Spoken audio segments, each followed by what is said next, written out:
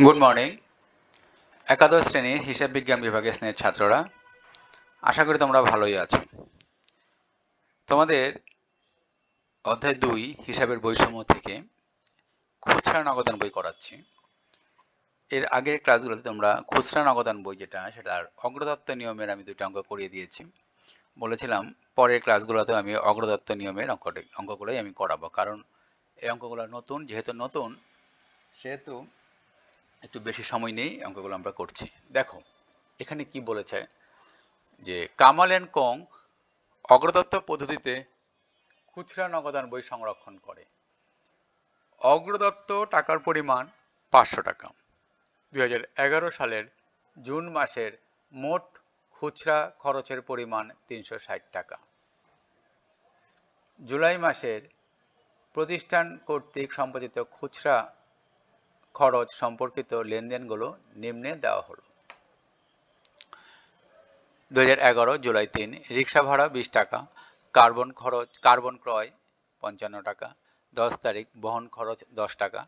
13 তারিখ টেলিগ্রাম 26 টাকা, বাস ভাড়া 5 টাকা, কালি ক্রয় 6 টাকা, কাগজ ক্রয় 36 টাকা। পিয়নকে বকশিস দেওয়া হলো 16 টাকা, মনিহারি ক্রয় করা হলো 37 টাকা, ডাক টিকিট ক্রয় করা হলো 60 টাকা। এখন দেখো এখানে কি দাঁড়িয়েছে, অগ্রদত্ত টাকার পরিমাণ 500 টাকা, মানে তুমি যাই করো না কেন, তোমার যাই খরচ হোক, হয়তো 400 টাকা খরচ হয়েছে, পরবর্তীতে তোমার ব্যালেন্স রইল 100 টাকা, পরে আবার দেখা যাবে যে প্রধান ক্যাশিয়ার তোমাকে আরো 400 টাকা দিচ্ছে, মানে তোমাকে 500 টাকা মিল করতে হবে। আচ্ছা, আর এই অঙ্কে 2011 সালের জুন মাসের মোট খুচরা খরচের পরিমাণ 360 টাকা। তার মানে তুমি দেখো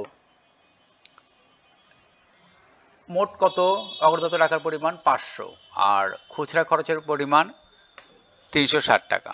আচ্ছা, তাহলে 360 টাকা হচ্ছে খুচরা খরচের পরিমাণ।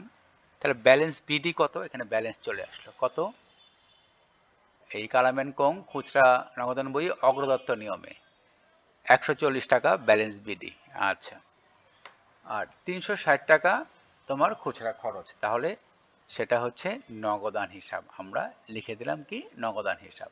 মোট হয়ে গেল 500 টাকা, মোট 500 টাকা। আশা করি বুঝতে পেরেছ। কিভাবে, আমি আবার বলি, অগ্রদত্ত তোমার টাকার পরিমাণ 500 টাকা, অগ্রদত্তর যে টাকার পরিমাণ সেটা কত, 500 টাকা।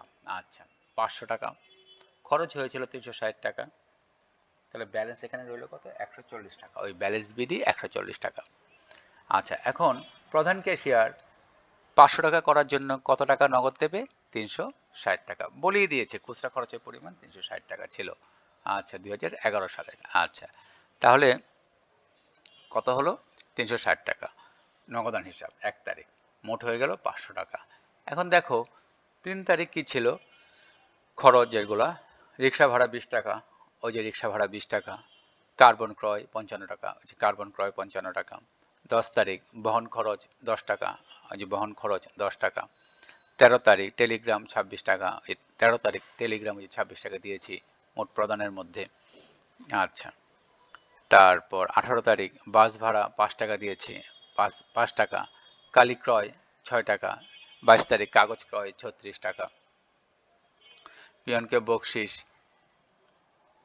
কত, 16 টাকা, মনিহারি ক্রয় 37 টাকা, ডাক টিকিট ক্রয় 60 টাকা। তাহলে মোট খরচ হয়ে গেল কত, মোট খরচ হয়ে গেল তোমার এখানে 271 টাকা। কত টাকার মধ্যে 271 টাকা খরচ হলো, 500 টাকার মধ্যে 271 টাকা খরচ হলো। আর এখানে যেটা দিয়েছিলাম সেটা আগের বছর থেকে এবছর তোমার চলে আসছে, তাই এবছর তোমার কত হয়েছিল, আগের মাস থেকে এবছর তোমার ছিল ব্যালেন্স 140 টাকা এ মাসের, জুলাই মাসের, আর নগদান দিল কত, 360 টাকা।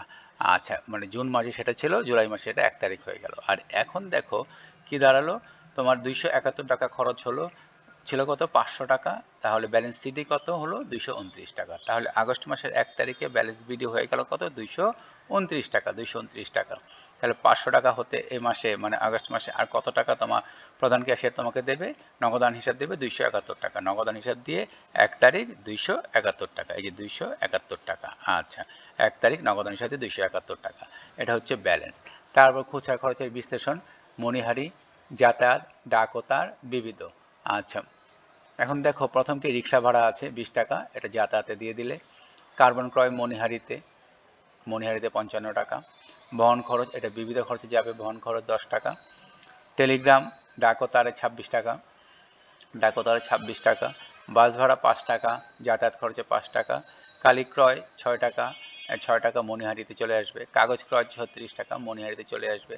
পিয়নকে বকশিস 16 টাকা, এটা বিবিধ খরচে চলে যাবে। মণিহারি ক্রয় 37 টাকা, মণিহারিতে 37 টাকা চলে যাবে। আচ্ছা, ডাক টিকিট ক্রয় 60 টাকা, ডাক ও তারে চলে যাবে 60 টাকা। আচ্ছা, এখন দেখো তারপর এগুলো যোগফল আমরা করলাম। এই 134 টাকা হলো মণিহারি, যাতায়াত খরচ 25 টাকা, ডাক ও তার 86 টাকা, আর বিবিতে চলে আসলো 26 টাকা। তাহলে আমরা কিন্তু মোটামুটিভাবে অঙ্কটা এইভাবেই দাঁড় করালাম। এই যে খুচরা খরচের যে বিশ্লেষণ, এই খুচরা খরচের বিশ্লেষণটা আমার মনে হয় তোমরা এটা এর আগেও দেখেছি কিভাবে বিশ্লেষণ করতে হয়।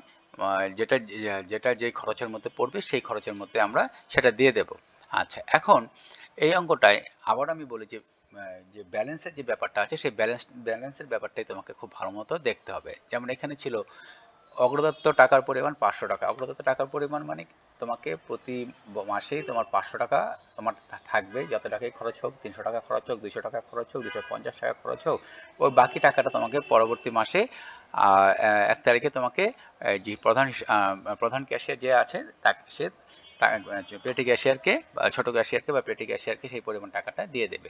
যেমন এখানে প্রথমেই দিয়েছে খুচরা অগ্রদত্ত নিয়মে টাকার পরিমাণ 500 টাকা, আর খুচরা খরচ হয় তোমার 2011 সালে কত, জুন মাসে খুচরা খরচ ছিল কত, 360 টাকা জুন মাসে। আচ্ছা, তাহলে জুলাই মাসের 1 তারিখে তোমার ব্যালেন্স বিডি হয়ে গেল 140 টাকা, আর জুলাই মাসের 1 তারিখে তোমাকে নগদ টাকা দিয়ে দিল 360 টাকা। মোট তোমার 500 টাকা মিল হয়ে গেল। দেখো যে 500 টাকা এখানে হয়ে গেল, এই যে এখানে 500 টাকা হলো, 500 টাকা। আচ্ছা, তারপরে এবার জুলাই মাসে তোমার যে খরচগুলো হলো 271 টাকায় 271 টাকা। এখন দেখো 31 তারিখে ব্যালেন্স সিডি হয়ে গেল 229 টাকা, 229 টাকা। কারণ কিভাবে 271 টাকা তোমার এই মাসের জুলাই মাসে খরচ হয়েছে, আর অগ্রদত্ত নিয়মে টাকা কত, 500 টাকা। সেখানে ব্যালেন্স কত হলো 271 টাকা, আর 500 টাকা হতে ব্যালেন্স সিডি 229 টাকা। তাহলে ব্যালেন্স আগস্ট মাসের 1 তারিখে 229 টাকা রইলো, আর বাকি যে টাকাটা 271 টাকা এটা প্রধান ক্যাশে দিয়ে দেবে। সেটা নগদ হিসাব দিয়ে আমরা 271 টাকা এই যে আমরা লিখে দেবো, যে আমরা লিখে দিয়েছি 271 টাকা, মোট হয়ে গেল 500 টাকা। এটাই হচ্ছে ব্যালেন্স। আচ্ছা, এই ব্যালেন্সের জায়গাটা তোমরা যেভাবে আগে করে আসছো বিভিন্ন অঙ্কে খতিয়ানে, নগদান বইতে, বিভিন্ন জায়গায় বিভিন্নভাবে, তবে এখন একই রকম ব্যালেন্সটা কিন্তু তোমাদেরকে একটু মানে করতে গিয়ে হয়তো একটু তোমার ডান দিকে বাম দিকে সেই জায়গাটা একটু সমস্যার সৃষ্টি হয়ে যেতে পারে, তবে করতে করতে সেটা ঠিক হয়ে যাবে। শুধুমাত্র এই যে ব্যালেন্সের জায়গাটা, পুরো অঙ্কটাই সহজ, শুধু ব্যালেন্সের জায়গাটায় অনেকে একটু গোলমাল করে ফেলে। হ্যাঁ, তোমাকে দেখতে হবে যে এখানে কি আছে, কত টাকা আছে, কত টাকা খরচ হলো, কত টাকা তোমার ছিল, কত টাকা খরচ হলো। যেই টাকাটা খরচ হলো সেই টাকাটা অগ্রদত্ত নিয়ম অনুযায়ী আমার যে মোট টাকাটা ছিল সেই টাকাটা মিল করতে হবে। তখন যে টাকাটা খরচ হলো সেটা প্রধান ক্যাশিয়ার দেবে, আর যে টাকাটা তোমার ব্যালেন্স রইলো, যে টাকাটা ব্যালেন্স সিডি রইলো, মানে হ্যাঁ খরচ হয়েছিল এত আর বাকি রইলো এত, ওটা ব্যালেন্স সিডি। পরবর্তী মাসে তুমি ওই টাকাটা নিয়ে যাবে 1 তারিখে, ওটা ব্যালেন্স বিডি। এবং এবং যে টাকাটা বাকি ছিল, যে মোট টাকা হতে সেই টাকাটা প্রধান ক্যাশিয়ার তোমাকে দিয়ে দেবে, বা যে পেটি ক্যাশিয়ারকে সেটা দিয়ে দেবে। যেমন এখানে যেমন অগ্রদত্ত টাকার পরিমাণ বলেই দিয়েছে 500 টাকা, তার মধ্যে খরচ হয়েছে কত, খুচরা খরচ 360 টাকা। তাহলে পরবর্তীতে মাসে তোমার ব্যালেন্স বিডি কত, 140 টাকা, আর নগদান হিসাব 360 টাকা।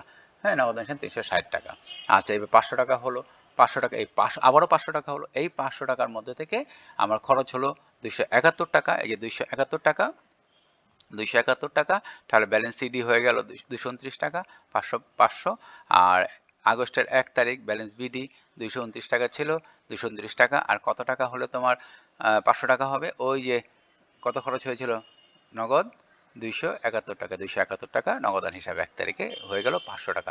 এভাবে তোমার আবার আগস্ট মাসে তোমার একটা খরচ হবে, সেই খরচের পর তোমার দেখবে কত টাকা থাকবে, কত টাকা ব্যালেন্স থাকবে। তারপর খুচরা খরচের যে বিশ্লেষণগুলো যে আমরা করলাম, যে রিক্সা ভাড়া, কার্বন ক্রয়, বহন খরচ, টেলিগ্রাম, বাস ভাড়া, কালি ক্রয়, কাগজ ক্রয়, পিয়নকে বকশিস, মণিহারি ক্রয়, ডাক টিকিট ক্রয়, হ্যাঁ এই জিনিসগুলা আমরা আলাদা আলাদাভাবে দিয়ে দেবো। মণিহারিটা মণিহারির জায়গায়, যাতায়াত খরচটা যাতায়াত খরচের জায়গায়, ডাকও তার একটা ডাক খরচের জায়গায়, বিবিধ কয়েকটা জিনিস থাকে যে এবং বহন খরচ, পিয়নকে বকশিস, ভিক্ষুককে ভিক্ষা প্রদান এরকম থাকতে পারে, হ্যাঁ সেগুলো বিবিধ খরচে আমরা দেব।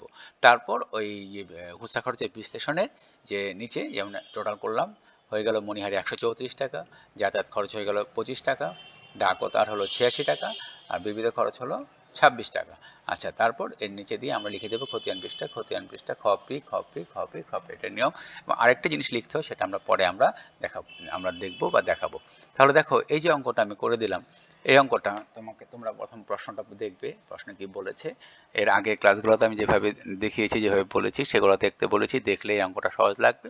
আজকে আগের মতোই অঙ্কটা, শুধুমাত্র একটু ব্যালেন্সের যে আগের অঙ্কটা আগের মতোই, পুরোটাই আগের মতো, শুধু একটু অংশ যেটা নাকি ব্যালেন্স, যেটা নাকি টাকাটা, প্রাপ্ত টাকাটা একটু একটু ভিন্নভাবে এখানে দেখানো হয়েছে। এবং পরবর্তী ক্লাসে যখন আমি দেখাবো, আরও মানে একটা ক্লাসে যখন দেখাবো, আরও একটা দুইটা ক্লাসে, তখন দেখবি সেখানেও কিন্তু ব্যালেন্সের একটু ভিন্নতা থাকবে, একটু ভিন্নভাবে ব্যালেন্সটা উপস্থাপন করা হয়েছে বা দেখানো হয়েছে। আচ্ছা, তাহলে যদি তুমি ব্যালেন্সটা এখানে ঠিক মতো পারো, তাই অঙ্কটা পুরোটা ঠিক হয়ে যাবে। তাহলে আমরা এখানে এই অঙ্কের মধ্যে যেটা যেখানে থাকার কথা সেখানে আমাদের দিয়ে দিতে হবে, আর ব্যালেন্সটা আমরা ঠিকভাবে আমরা দিয়ে দেবো, তাহলে আমরা ফুল মার্কস এখানে পেয়ে যাব। হ্যাঁ, এখন এখানে আবার একটা জিনিস বলে দেই, যেমন এখানে রিক্সা ভাড়া আছে 20 টাকা যাতায়াত খরচে, এটা বিবিধ খরচে দিও না। কার্বন ক্রয় আছে, তারপর কালি ক্রয় আছে, কাগজ ক্রয় আছে, মণিহারি ক্রয় আছে। আচ্ছা, মণিহারি ক্রয় ওখানে দেবে, কাগজ ক্রয় তুমি আবার ডাকও তারে দিও না বা বিবিধ খরচে দিও না। হ্যাঁ, বাস ভাড়া যাতায়াত খরচে দিতে হবে, মানে যেটা যেখানে বসবে, যেটা যেখানে আসবে সেখানে তুমি দেবে, অন্য কোনো জায়গায় এখানে এটা তুমি দেবে না। তাহলে অঙ্কটা পুরোপুরি হয়ে যাবে। যাই হোক, আজকে মোটামুটিভাবে আমি খুচরা নগদান বই ব্যালেন্স নিয়ে আমি আলোচনা করলাম, কীভাবে ব্যালেন্সটা করতে হয় সেটা আমি দেখালাম।